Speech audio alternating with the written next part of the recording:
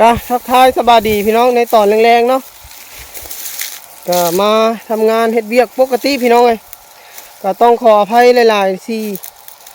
ที่ช่วงนี้เคยนะดีบ่ค่อยได้ลงคลิปเลยเพราะว่ามาเฮ็ดเวียกทุกมื้อและเวียกที่เคยนะดีเฮ็ดทุกวันนะก็เป็นเวียกเดิมๆเนาะเปิดน้ำใส่มะพร้าวต้นไผ่แน่แล้วก็อย่างต่างๆก็คือเก้าแต่ละมื้อเคยนะดีก็เลยบ่ค่อยได้ถ่ายคลิปย้อนว่ามันเป็นคอนเทนต์ที่แบบเดิมๆยันพี่น้อง FC